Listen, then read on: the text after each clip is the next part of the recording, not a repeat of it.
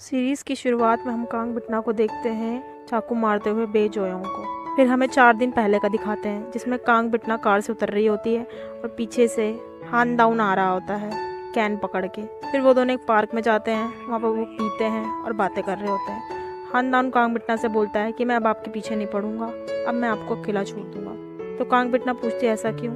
तो बोलता है कि आप एक अच्छे डेमन हो, अगर आप डेमन भी हो आप किसी को ऐसे ही नहीं मारते हो, आपने मुझे मारा था पर मैं जिंदा हो गया था इसलिए। ये बात बोल के वहाँ से वो चला जाता है। कांग बिटना थोड़ी कंफ्यूज हो जाती है, फिर सीन यही खत्म हो जाता है। अगले सीन में हम देखते हैं कि कांग बिटना, वलक और ग्रे मोरी साथ में खाना खा रहे होते हैं। ग्रे मोरी बोलती है कि अगर आपको लग रहा है कि खानदान आपको कुछ ज़्यादा परेशान कर रहा है तो आप चाहते हो कि मैं उसके रिब्स तोड़ दूँ। फिर कांग बिटना कहते हैं कि नहीं रहने दो, अब उसने उसे बोल दिया कि वो मेरे पीछे नहीं पड़ेगा। फिर ग्रे मोरी बोलती है ये तो अच्छी बात है, पर आप इतने दुखी क्यों लग रहे हो? वलक कहता है कि मैंने सुना है ह्यूमंस ना अगर किसी को पसंद करते हैं तो उनकी हार्ट बीट तेज हो जाती है। फिर कांग बिटना थोड़ा सोचती है और उसको थोड़ा फ्लैशबैक होता है जिसमें वो रो रहा होता है हानदाउन। कांग बिटना ये सुनती है, बोलती तुम पागल हो, ऐसा कुछ नहीं है। फिर ग्रे मोरी कहती है कि हाँ, जो स्तुतिया कभी ऐसा नहीं कर सकती है। फिर वलक पूछता है अगर डेमन लोग कभी किसी को पसंद करे तो क्या होगा? तो ग्रे मोरी कहती है वो मर जाएंगे। तो वलक पूछता है ऐसा क्यों? तो ग्रे मोरी कहती है क्योंकि ये एक तरह से धोखेबाजी होगी। फिर हमें बेल दिखाया जाता है जो बोलता है कि तुम्हें किसी भी ह्यूमन इमोशंस को फील नहीं करना है, जैसे कि लव। अगर तुम करोगे तो तुम क्या करोगे? जिंदगी से हाथ धो दोगे। फिर वलक कहता है ये तो हमारे लिए बहुत डेंजरस है यहाँ पर बहुत टाइम तक रहने के लिए, क्योंकि हम ह्यूमंस की तरह काफ़ी इमोशंस को महसूस कर सकते हैं, जैसे रोना, हंसना, तो हमारे पास फीलिंग्स भी तो आ सकती है। इसका मतलब फिर बेल हमें मार सकता है। उसकी बात यहीं पर ही कट जाती है, जो कांग बिटना काट देती है। वो बोलते हैं कि चुप करो, ये बात है, ऐसा नहीं हो सकता, ट्रायल के लिए रेडी रहो। सीन यहीं खत्म हो जाता है। फिर हमें दिखता है कि कांग बिटना अपने ऑफिस में होती है और वहाँ पर वो मिरर में बे जोयोंग लिखती है और उसका सीन देख रहे थे कि वो क्या कर रही है। हम देखते हैं बे जोयोंग ग्रैंडमा के घर के पास है और जीहू को लेने आई हैं, पर ग्रैंडमा से बोलते हैं कि नहीं, तू नहीं ले जा सकती है क्योंकि तूने मेरे बेटे को मारा है तो इसको ही मार देगी। पुलिस रहती है और पुलिस कहती है कि ऐसा कोई एविडेंस नहीं है तो आप ऐसा कुछ कह नहीं सकते हो। ग्रैंडमा कहती है कि मेरे ग्रैंडसन ने देखा है तो ऐसा मैं क्यों नहीं मानूं, ये मेरे ग्रैंडसन को कुछ भी कर सकती है, तुम बिल्कुल भी नहीं छोड़ सकती, और इसलिए इन्वेस्टिगेशन भी दोबारा होने वाली है, तो ये अपना मुंह मुझे बिल्कुल भी ना दिखाए। वो पॉइंट आउट करती है बे जोयोंग को। बे जोयोंग ये बात सुन के अपना मुंह बनाती है और हंस के चली जाती है। कांग बिटना ये सब चीज़ें देख रही होती है और वो भी स्माइल करती है। अगले सीन में हम देखते हैं कि जीहू आ रहा आता है, उसके सामने से एक बूढ़ी औरत आ रही थी जिसके पास बहुत सारा सामान होता है। जीहू उससे बोलता है कि चलो मैं आपकी मदद कर देता हूँ, और वो उनका सामान लेके स्टैंड तक ले जाता है। ग्रैंडमा बोलती है कि कितना अच्छा बच्चा है।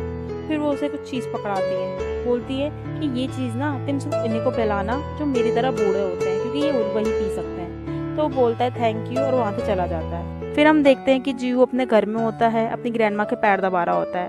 ग्रैंडमा उसे शाबाशी दे रही होती है, कितना अच्छा बच्चा मेरे पैर दबा रहा है। फिर जीहू ने वो चीज़ भी देता है जो बूढ़ी माँ ने दिया था सुबह, वो उन्हें दे देता है और वो पी लेती हैं। पीते ही वो सो जाती हैं और जीहू को बाहर से आवाज़ आती है, तो वो बाहर जाके देखता है तो उसकी स्टेप मॉम होती है।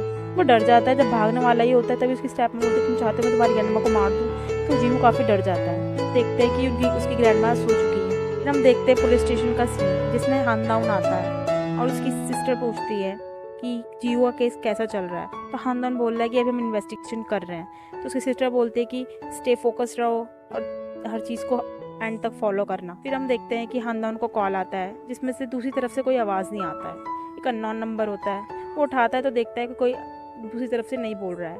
फिर उसे लगता है कि शायद जीहू है, तो वो जीहू बोलता है कहाँ पर हो, क्या हुआ? वो रो रहा होता है दूसरी तरफ फ़ोन में जीहू। वो बोलता है कि मेरे को मेरी माँ सियोल ले आई हैं। फिर हम देखते हैं कि हानदान काफ़ी ज़्यादा पैनिक करने लग जाता है। वो अपने कलीग से बोलते हैं कि हानदान को वो सियोल ले गई है उसकी स्टेप मदर। तो फिर वो एकदम से उठता है और जाने की कोशिश कर रहा होता है। पीछे से उसकी सिस्टर बोलते हैं चलो मैं भी चलती हूँ, कि वो दोनों साथ में जा रहे होते हैं। और हानदान फिर दूसरे कलीग से बोलता है कि जाके उनकी ग्रैंडमा को भी देख लेना। हानदान वहीं जा रहा होता है जहाँ पर जीहू होता है और वो कांग बिटना को कॉल करने की करता है, लेकिन वो नहीं करता। फिर दूसरी तरफ से कॉल आता है दूसरे कलीग से जो ग्रैंडमा के वहाँ जाता है। वो बताते हैं ग्रैंडमा अनकॉन्शियस पाई गई थी अपने घर पर, शायद उन्होंने स्लीपिंग पिल्स ले ली थी और स्लीपिंग पिल्स उनके लिए इस एज में काफ़ी ज़्यादा खतरनाक है। तो ये सुन के फिर हानदान जीहू के घर चला जाता है और वो गेट खटखटा रहा होता है, मिस बे मेरी बात सुनो, आपको अंदर। जीहू को भी चिल्ला रहा होता है। फिर हम देखते हैं कि हानदान को कॉल आता है और उससे पता चलता है कि जीहू कहाँ पर है, उसकी लोकेशन पता चल जाती है और वो उस लोकेशन पर जाता है और चिल्लाता है जीहू जीहू।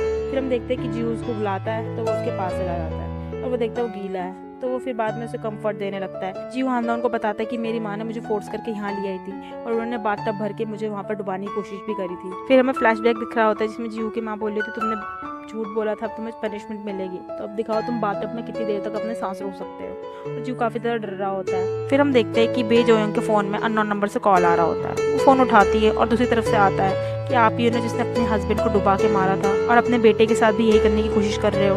बे जोयोंग को ये लगता है कि ये कोई प्रैंक कॉल है, तो बोलती है आपको गलत नंबर मिला है। फिर दूसरी तरफ से हमें आता है कि हमारे पास एविडेंस भी है और अगर आपको लग रहा है कि ये रॉन्ग नंबर है तो हम जाके ये पुलिस को दे देते हैं, तो थोड़ी डर जाती है। दूसरी तरफ से बोलते हैं कि अगर तुम्हें ये चीज़ जाननी है कि हमारे पास क्या एविडेंस है तो हमें वहीं मिलना जहाँ पे तुमने अपने पति को मारा था। और हमें दिखता है कि दूसरी तरफ पलक होता है जो ये आवाज़ निकाल के बातें कर रहा होता है। फिर हम देखते हैं ये वाली बात सुनकर बे जोयोंग काफ़ी ज़्यादा इरिटेट हो जाती है। फिर हम देखते हैं कि बे जोयोंग टब में जाती है और जहाँ पर जीहू को उसने टब में बिठा रखा होता है और बोलती है कि किसी को कॉल मत करना, कि पुलिस को, ना ही अपनी ग्रैंडमा को। अगर तुमने मुझसे नहीं सुनी तो मैं तुम्हारी ग्रैंडमा को मार दूंगी और यहीं रहना, उठने की बिल्कुल भी मत सोचना। जीहू काफी डरा हुआ होता है। जब बे जोयोंग चली जाती है तो जीहू भी जल्दी जल्दी से आता है बाथटब से और अपना कपड़ा पहनकर वहां से भाग जाता है। वो जा रहा होता है, वो रोड पे होता है, उसको सामने टेलीफोन एक्सचेंज मिलता है, वहां पर जाता है और वो कॉइन को डाल देता है। वो एक नंबर मिलाने की सोचता है, कॉइन डालता है और उसको एक बात याद आती है जब पुलिस ऑफिसर ने उसको अपना कार्ड दिया था और अपने नंबर में बोला था कि अगर कोई भी दिक्कत होगी तो कॉल कर लेना। तो फिर वो हानदान को कॉल करता है। फिर हम देखते हैं कि हानदान वहाँ पर जीहू के पास आ चुका होता है। फिर हमें दिखता है कि कांग बटना तैयार हो रही होती है और ये भी दिखता है कि बे जोयोंग उसी जगह पे जाती है जहाँ पे उसने अपने पति को मारा हुआ था। वो पीछे मुड़ती है जाने के लिए, अपना फोन उठाने के लिए, कि तभी सामने से कार आ रही होती है पानी से। वो उस कार को देख के काफी डर जाती है और वो पीछे होने लग जाती है कि कार बहुत ज्यादा ही फुल स्पीड में उसकी तरफ आ रही है। फिर वो सामने रुकती है और लाइट की वजह से वो अपनी आंखों बंद करती है और जब देखती है कि सामने से कांग बटना आ रही होती है वो शॉक हो जाती है। वो कांग बटना से पूछती है कि आप यहाँ पर क्या कर रहे हो। फिर पीछे से ना वलक भी आता है आवाज निकालता हुआ। फिर वो बोलती है कि तुम थे वो जिसने मेरे को कॉल करा था।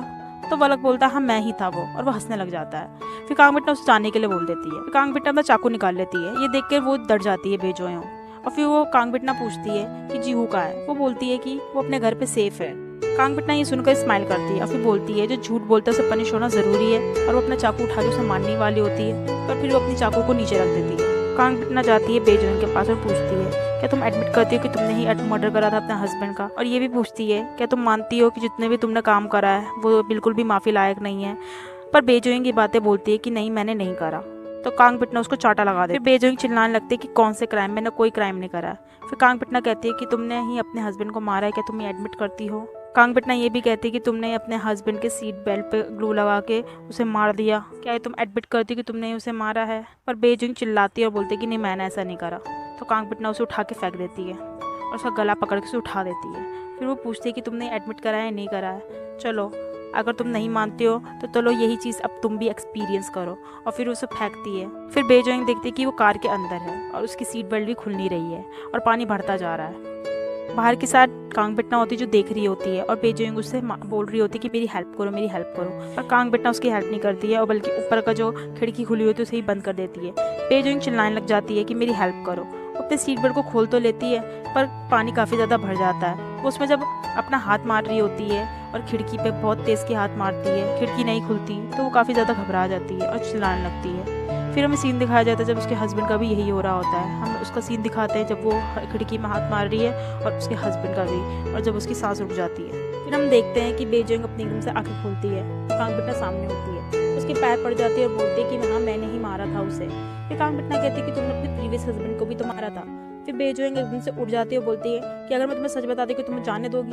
तो कांग बटना कहती है हाँ चलो तुम मुझे अगर सब कुछ बता दोगी कि तो जो तुमने अपने एक्स हस्बैंड के साथ करा था और अपने करंट हस्बैंड तो मैं तुम्हें जाने दे सकती हूँ। तो बे जोयोंग बताती कि हाँ मैंने अपने एक्स हस्बैंड को भी मारा था क्योंकि उसके पास मनी था। फिर हमें फ्लैशबैक दिखाया जैसे बे जोयोंग और उसके एक्स हस्बैंड की फोटो होती है। फिर हम देखते हैं कि बे जोयोंग कप में कुछ मिला रही होती है और अपने हस्बैंड को दे रही होती है। फिर हम सुनते हैं कि बे जोयोंग बोल रही होती है कि मुझे पता था कि वो मरने वाला है, इसलिए मैं पहले ही उसकी सारी चीज़ें लेना चाहती थी। कॉल में बात करती है कि अगर ये अपनी दोनों आंखें खो देगा तो मुझे अपनी उसकी सारी चीज़ें मिल जाएंगी। और हम देखते हैं कि उसका हस्बैंड हो जाता है, लेट जाता है, सो जाता है और वो इंजेक्शन उसके लगा देती है। बे जोयोंग बोलती फिर उसके बाद सब चीज़ें बहुत काफ़ी आसान हो गई थी।